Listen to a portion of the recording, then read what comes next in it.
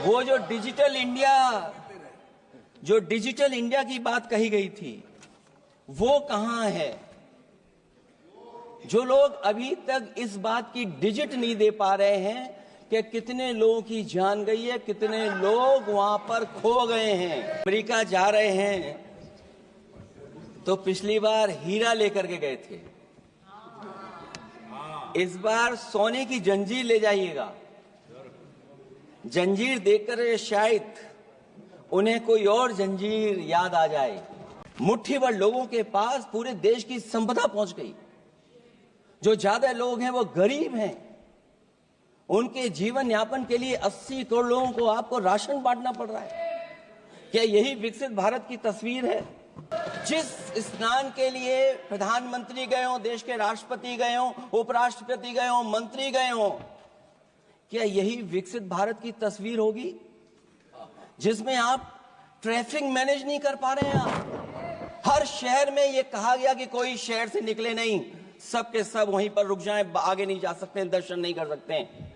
अगर ये सच्चाई नहीं है, सभापति महोदय, सब बॉर्डर सील हुए हैं। ये बजट टारगेटेड बजट है, ये बजट फोकस्ड है। ये टारगेटेड फोकस्ड उन लोगों के लिए है जो बहुत संपन्न हैं, बड़े लोग हैं, उद्योगपति हैं, उनके लिए ये बजट बना हुआ है। और जो बात कही जा रही है कि भारत को विकसित राष्ट्र बनाने के लिए, मुझे इसमें कोई रोड मैप नहीं दिखाई देता है। और रोड मैप इसलिए नहीं दिखाई देता अध्यक्ष महोदय कि जैसे ही बजट आया, सभापति महोदय, जैसे ही बजट आया, हम लोगों ने वो तस्वीरें देखी हैं। वो जो तस्वीरों में दिख रहा है, इधर हाथों में हथकड़ी और पैरों में बेड़ियां,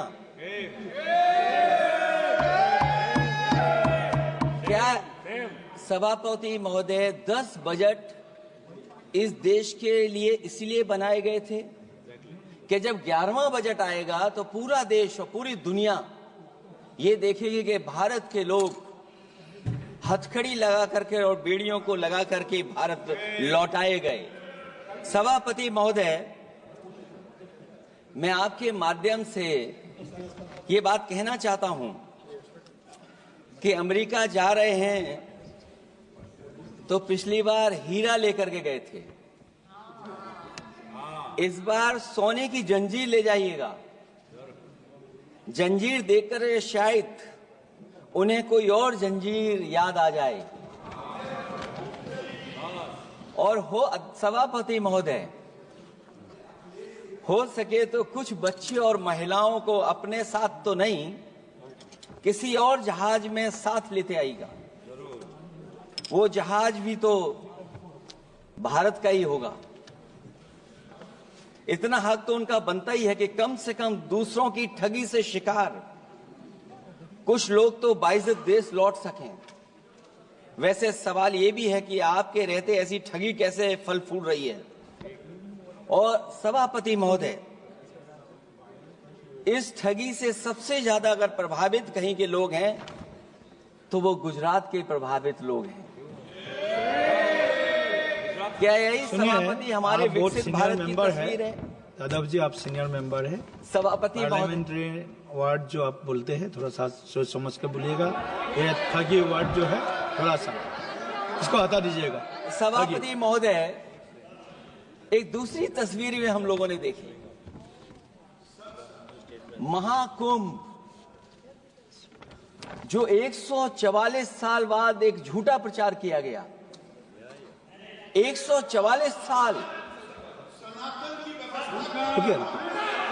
सभापति महोदय, बोलने दीजिए। सभापति महोदय, कुछ पॉइंट रेज करा।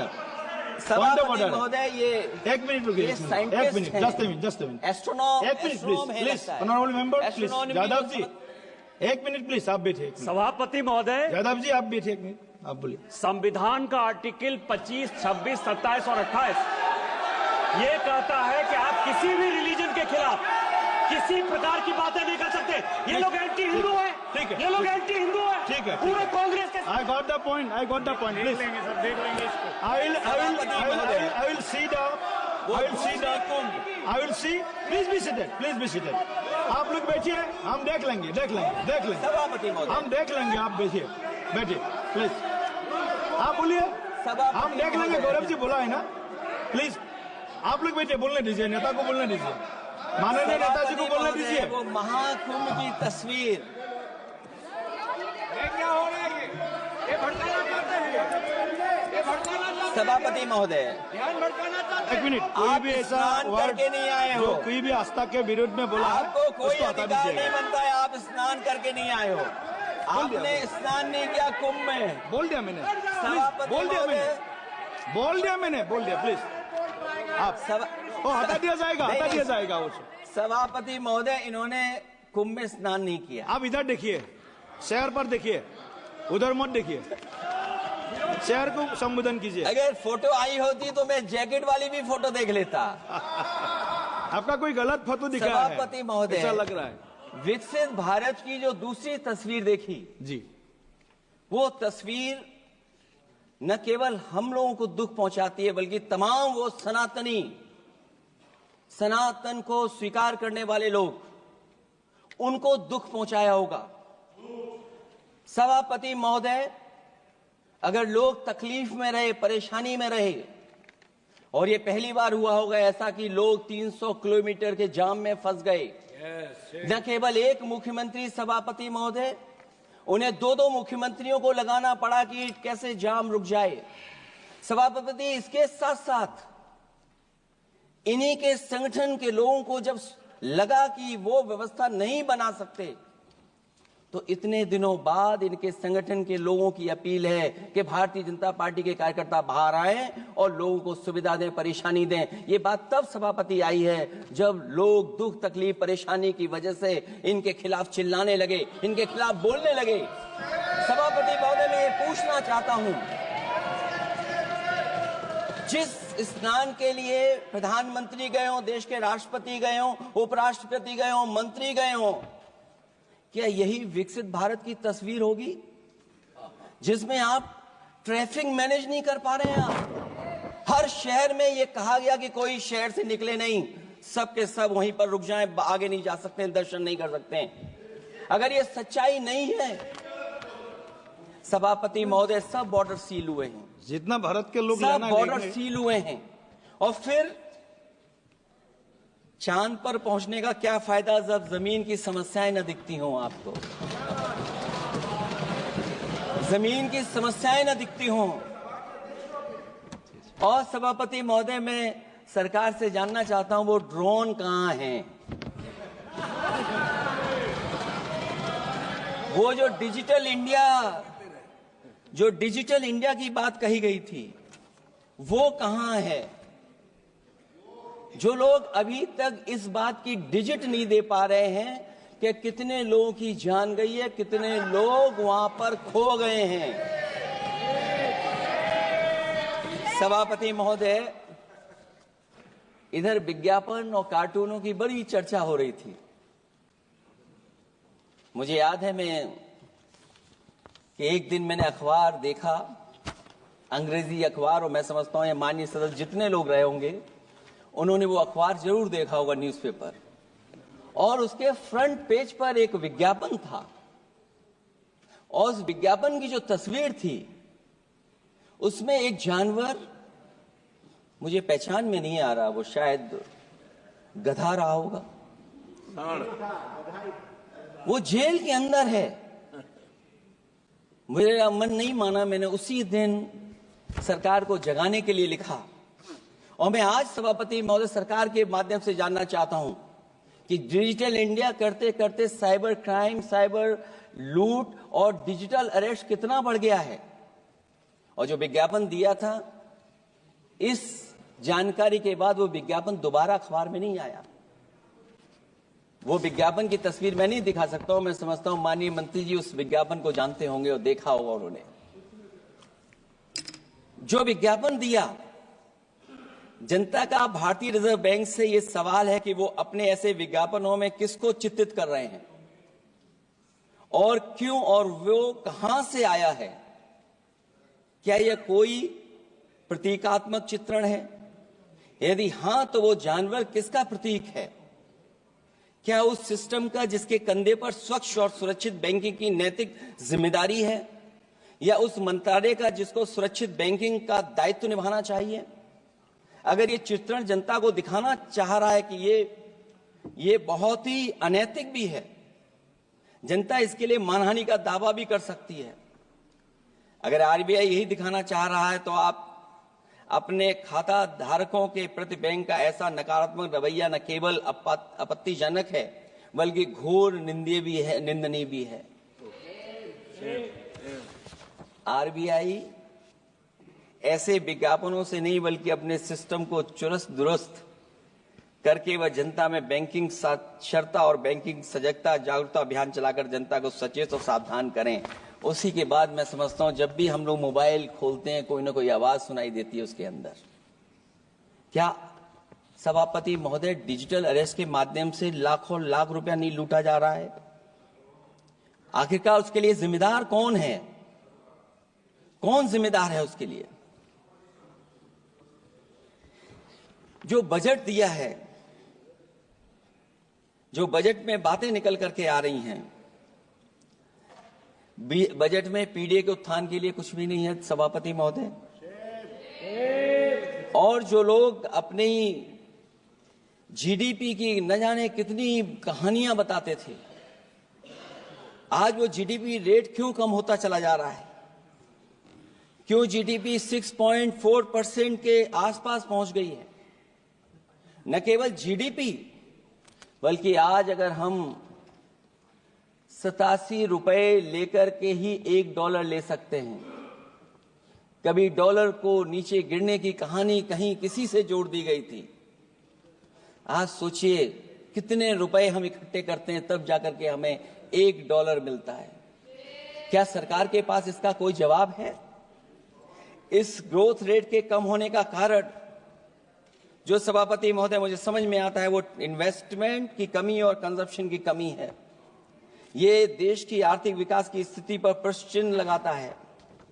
और यही नहीं, सभापति महोदय, जो भेदभाव बढ़ता चला जा रहा है, जो खाई पैदा होती जा रही है, इन्हीं के आंकड़े बताते हैं कि खाई कितनी है। मुट्ठी भर लोगों के पास पूरे देश की संपदा पहुंच गई। जो ज्यादा लोग हैं वो गरीब हैं। उनके जीवन यापन के लिए 80 करोड़ लोगों को आपको राशन बांटना पड़ रहा है। क्या यही विकसित भारत की तस्वीर है? और फिर दुनिया में हम पर कैपिटा इनकम में कहां खड़े हैं? अगर हम केवल सरकार से, सभापति महोदय, आपके माध्यम से जानना चाहें कि जिन परिवारों को आप राशन दे रहे हैं, उन परिवारों की पर कैपिटा इनकम क्या है? और अगर विकसित भारत की तस्वीर लेकर के ये सरकार चलना चाहती है, तो कम से कम सरकार की सभापति महोदय जिम्मेदारी बनती है कि जो 80 करोड़ लोग राशन पा रहे हैं, उनके आपकी पर कैपिटा इनकम क्या है? एक बहुत प्रिय काम सरकार का है, इतना प्रिय है कि उसका नाम बदल करके इज्जत घर कर दिया गया। मुझे याद है कि एक छत्तीसगढ़ में बुजुर्ग मां, जिसने बकरी बेच करके अपना शौचालय बनाया था, और बकरी बेचने के बाद शौचालय जब बनाया तो देश के प्रधानमंत्री जी ने उनका सम्मान किया। आखिरकार सवाल यह है कि बकरी उसे क्यों बेचनी पड़ गई? इसका मतलब यह है कि आपकी जो बनाई हुई स्कीम है वो जमीन पर नहीं पहुंच रही है, उसके लिए पर्याप्त पैसा नहीं पहुंच पा रहा है। आखिरकार पैसा क्यों नहीं पहुंचा, ये तो सरकार की जिम्मेदारी है। और फिर सभापति महोदय, जो शौचालय बनाए हैं उनमें पानी किसी में नहीं पहुंचता। क्या यही विकसित भारत की तस्वीर बनेगी? वैसे तो सभापति महोदय, हम लोग डबल इंजन बहुत सुनते थे, और अब इस बजट में 2 इंजन और बढ़ गए हैं। सभापति महोदय, ये 4 इंजन वाला है बजट। 4 इंजन। लगता तो ऐसा है कि ये एक के बाद एक इंजन खराब हो गया होगा, इसीलिए इन्हें 4 इंजन लगाने पड़े हैं। ये जनता को धोखा दे रहे हैं 4 इंजन की बात कर करके।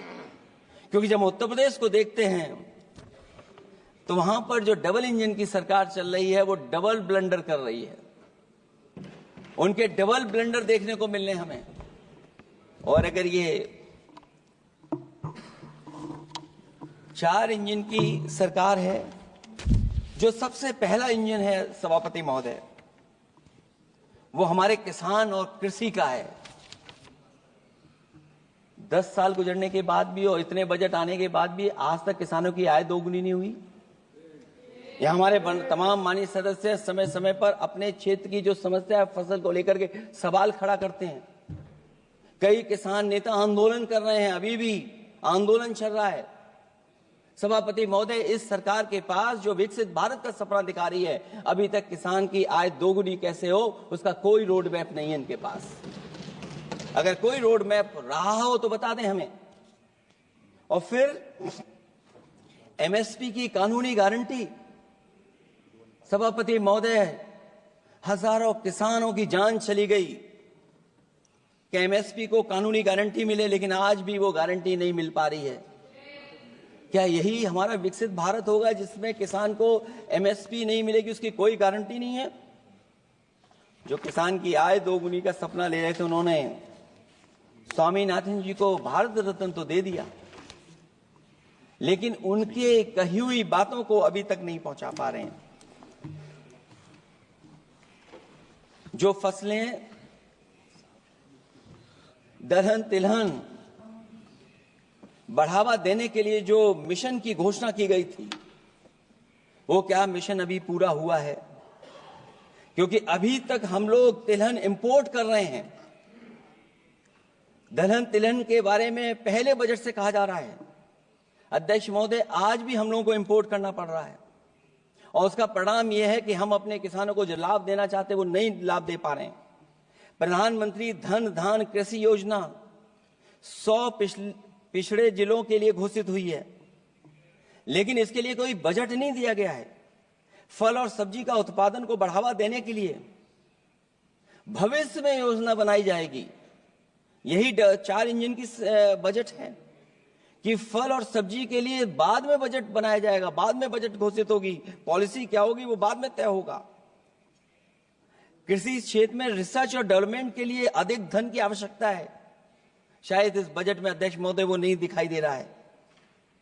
कृषि क्षेत्र में कार्यबल करीब 46% है, लेकिन जीडीपी में इसका योगदान केवल 18% है। किसानों की खराब आर्थिक स्थिति को दर्शाता है कि अभी हमारा किसान गरीब है। फसल बीमा योजना, मुझे याद है फसल बीमा योजना को लेकर के न जाने कितना प्रचार किया गया, लेकिन सच्चाई तो यह है कि जब क्लेम करने की बात आती है तो जो आंकड़े बताते हैं वो अभी भी 3% से ऊपर नहीं पहुंच पाए हैं। किसान के कर्ज के कारण किसान आत्महत्या कर रहा है।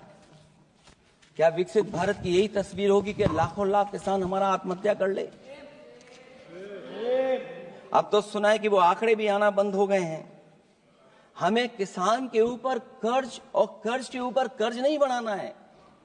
जिस तरीके से आप बड़े बड़े उद्योगपतियों का ध्यान रखते हैं कि उनका समय समय पर कर्ज माफ करते हैं, मुझे पूरा भरोसा है कि हमारे देश के किसानों का भी कर्ज माफ होना चाहिए, उनको कर्ज से मुक्ति दिलाना चाहिए। अगर क्लाइमेट चेंज की बात होगी तो सबसे पहले असर अगर किसी पे पड़ेगा तो सबसे पहले प्रभावित अगर कोई होगा तो हमारा किसान प्रभावित होगा। उसके लिए क्या आपके पास रोड मैप है? हमारे माननीय सदस्यों ने बहुतों ने कहा है जीएसटी को लेकर के न जाने क्या क्या सरकार बनाती है और जीएसटी से लगातार व्यापारियों को उलझा रही है। जब तक जीएसटी के बारे में व्यापारी समझ पाता है तब तक जीएसटी को बदल देते हैं, तरीका बदल देते हैं। अभी भी किसानों के जितने भी इक्विपमेंट हैं उनमें 18-12% जीएसटी लिया जा रहा है। कम से कम अगर विकसित भारत का सपना ये सरकार देख रही है तो सभी के सभी एग्रीकल्चर इक्विपमेंट जो हमारा किसान इस्तेमाल करता है उस पर 0 GST होनी चाहिए। मैन्युफैक्चरिंग सेक्टर को बढ़ावा देने के लिए और कई योजनाएं सरकार लाई है। भंडारण की सुविधा किसको मिल रही है? सभापति महोदय, भंडारण को लेकर के भी सरकार का कोई रोड मैप जरूर होना चाहिए। ये कैसी अर्थव्यवस्था है अध्यक्ष महोदय, जहां पर अर्थव्यवस्था को तो हम तीसरे नंबर पे पहुंचा रहे हैं, लेकिन नौकरी और रोजगार उसके पास नहीं है। ग्रोथ है, ग्रोथ बताना चाहते हैं, लेकिन रोजगार और नौकरी नहीं है। जो इनके मैन्युफैक्चरिंग के तमाम मिशन थे, नेशनल मैन्युफैक्चरिंग मिशन, जब तक इन्वेस्टमेंट का वातावरण नहीं सुधरेगा तब तक इन्वेस्टमेंट नहीं हो सकता। हमारा नेशनल मैन्युफैक्चरिंग मिशन आगे नहीं बढ़ सकता। दूसरा इंजन इन्होंने बताया MSME, और MSME को लेकर के बहुत चिंता व्यक्त की। बजट भाषण में MSME सेक्टर को विकास का द्वितीय इंजन बताया गया, जो सही है, परंतु MSME के विकास के लिए बजट में कोई विशेष व्यवस्था नहीं की गई है। भारत में MSME के क्षेत्र में 11 करोड़ लोगों को रोजगार प्रदान 11 करोड़ लोगों को रोजगार प्रदान करता है, और इसमें सबसे ज्यादा रोजगार मिलता है जो कि हमारी माइक्रो यूनिट्स हैं। उनके लिए कोई योजना नहीं है, उनको विशेष मदद के लिए कोई प्रावधान न पहले किया गया न इस बजट में किया गया है। मैं केवल यूपी के बारे में कहना चाहता हूं कि यूपी में लगभग 96 लाख MSMEs हैं, लेकिन केवल 14 लाख पंजीकृत हैं। पूरे देश में 6 करोड़ हैं। MSME के विपरीत केवल 1 करोड़ पंजीकृत हैं।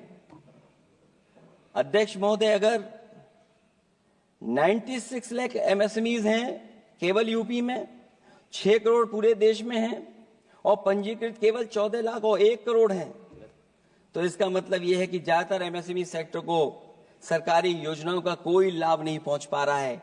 मुझे उम्मीद है कि MSME को लाभ पहुंचाने के लिए सरकार जागरूक होगी और अपनी डबल इंजन सरकारें जहां जहां चल रही हैं उनको जगाने का भी काम करेंगे।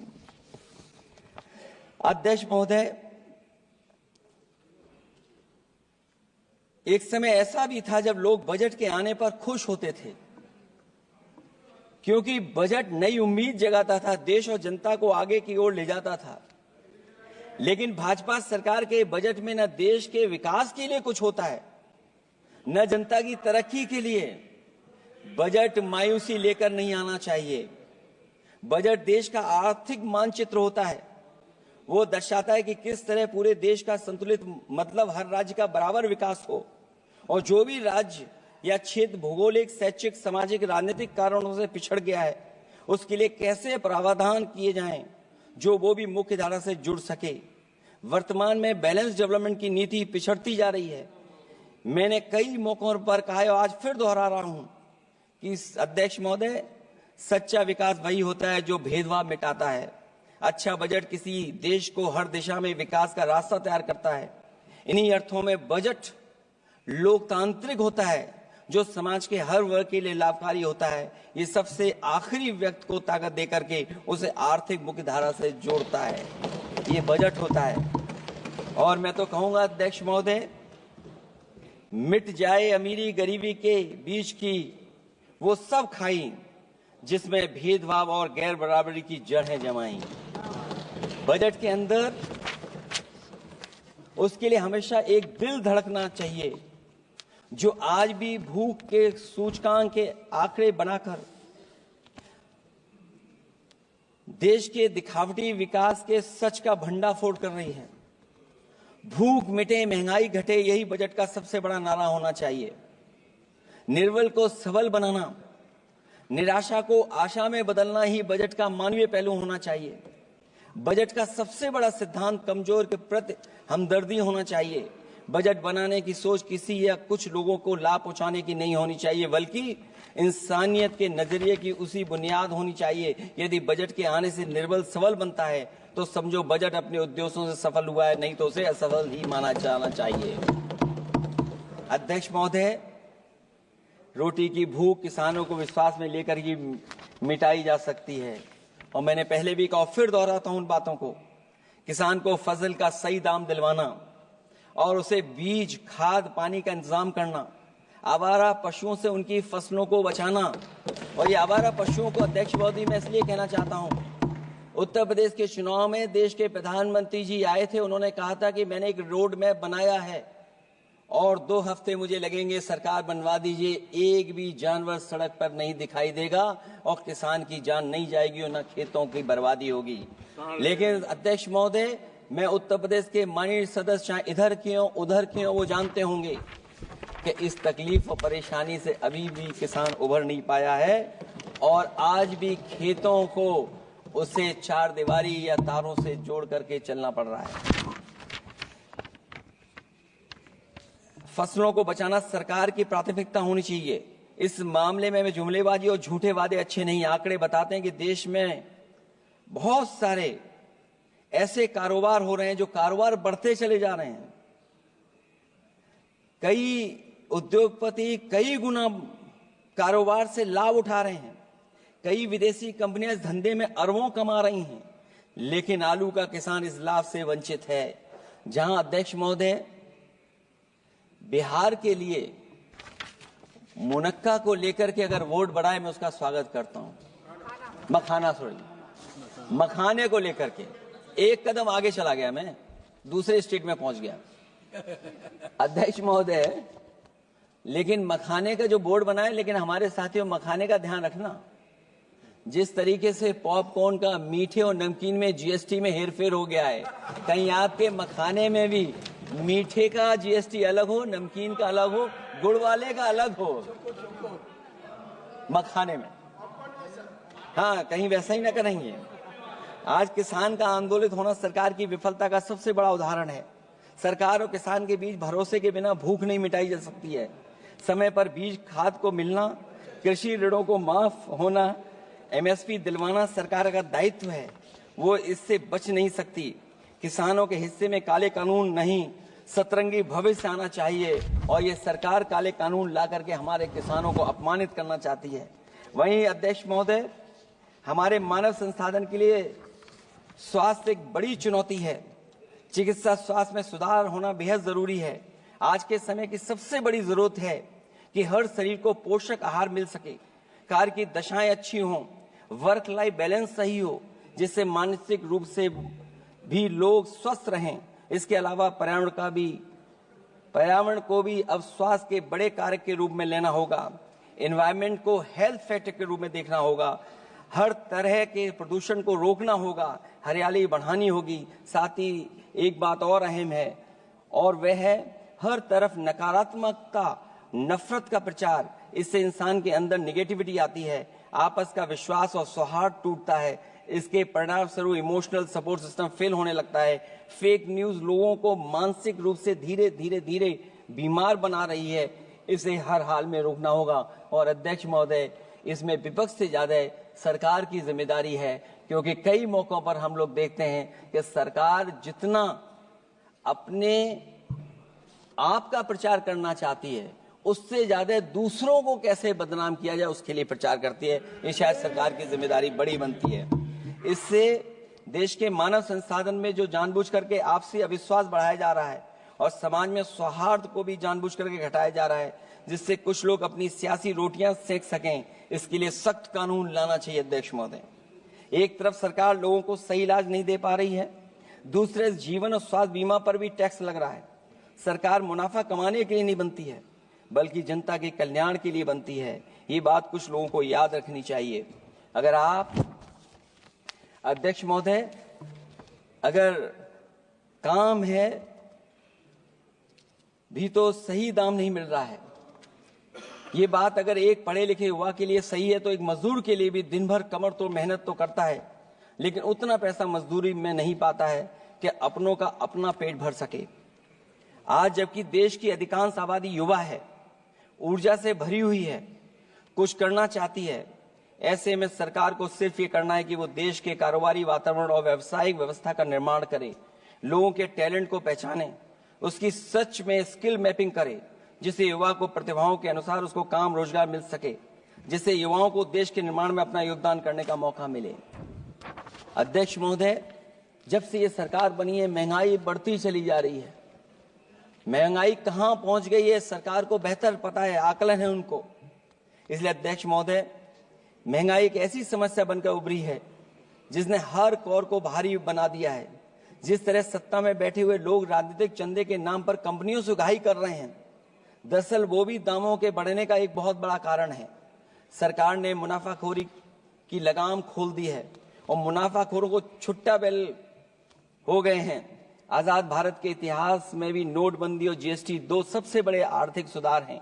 सुधार नहीं बल्कि सबसे बड़े आर्थिक विकार बनकर के उभरे हैं। और अध्यक्ष महोदय, मैं याद दिलाना चाहता हूं, नोटबंदी के समय पर बैंक की लाइन में एक मां लगी थी गर्भवती, जो बच्चा जन्म लिया उसका नाम हम लोगों ने खजांची रखा है। अब वो काफी बड़ा हो गया है, साइकिल भी चला लेता है।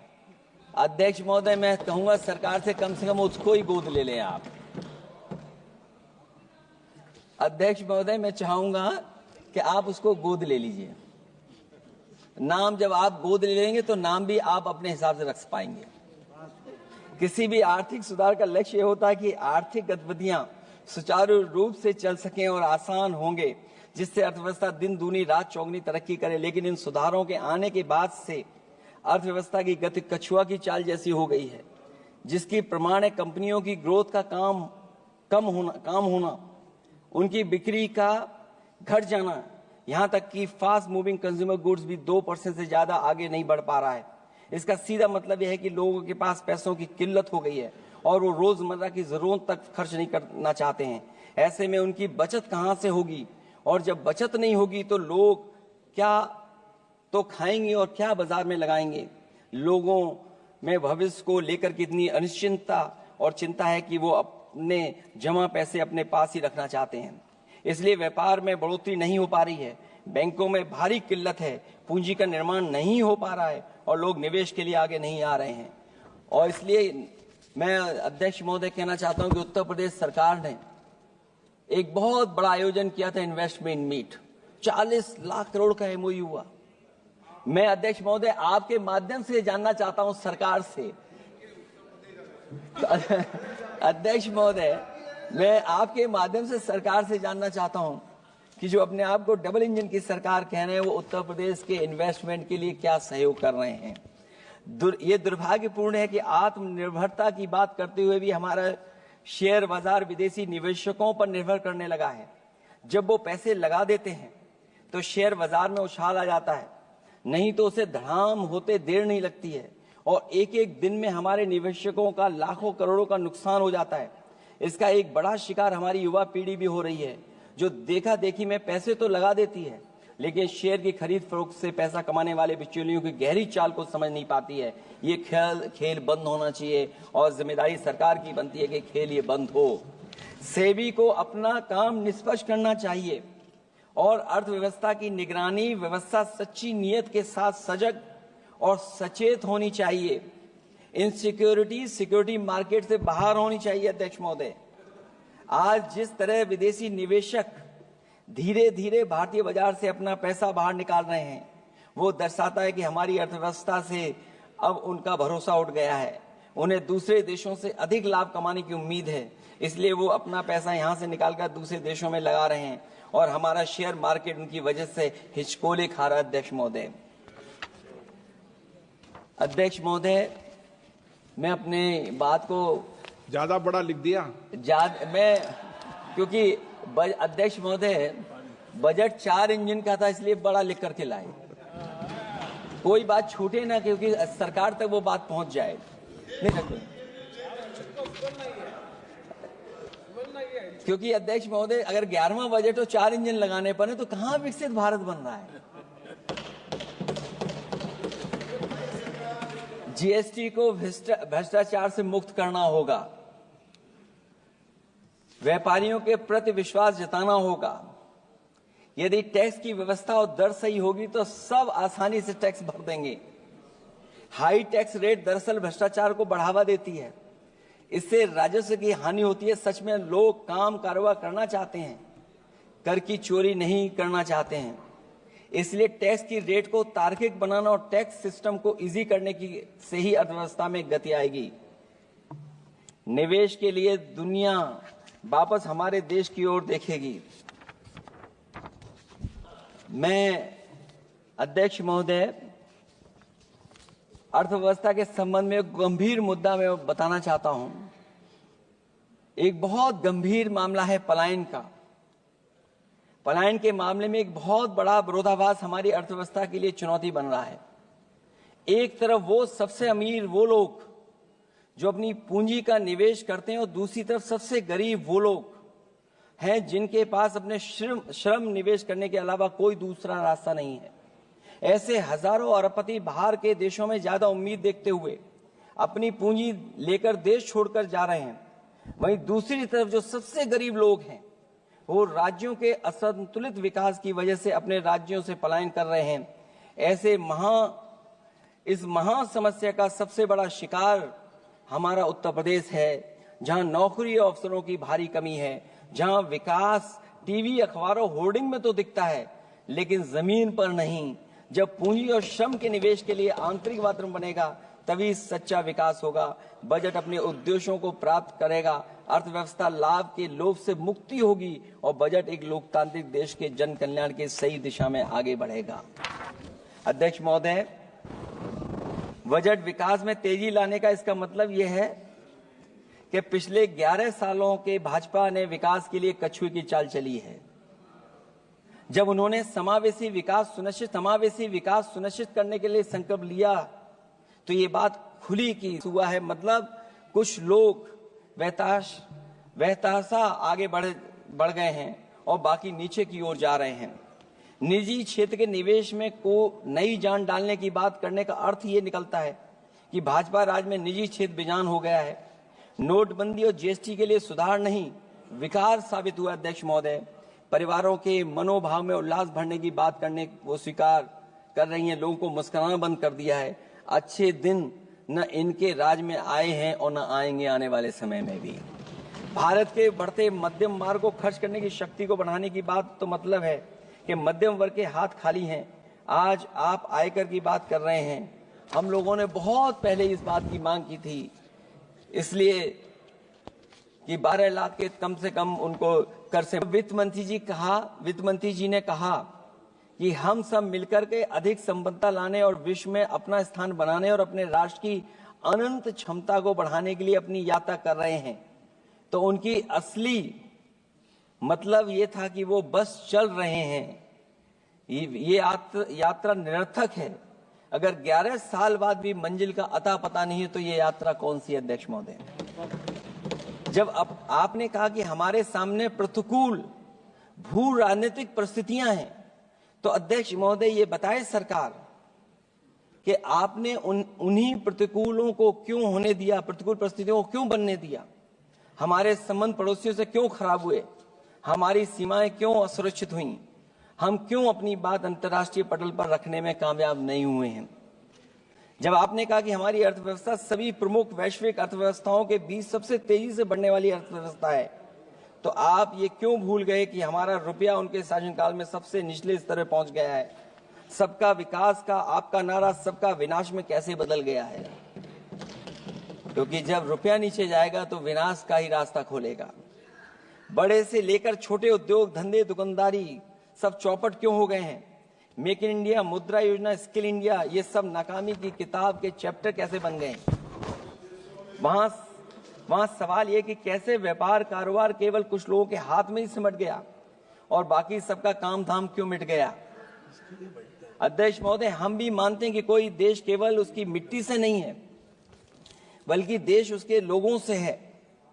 लेकिन आप लोग ये बात सिर्फ कहते हैं, करते नहीं हैं। जनता आपके लिए बस नारे का विषय है।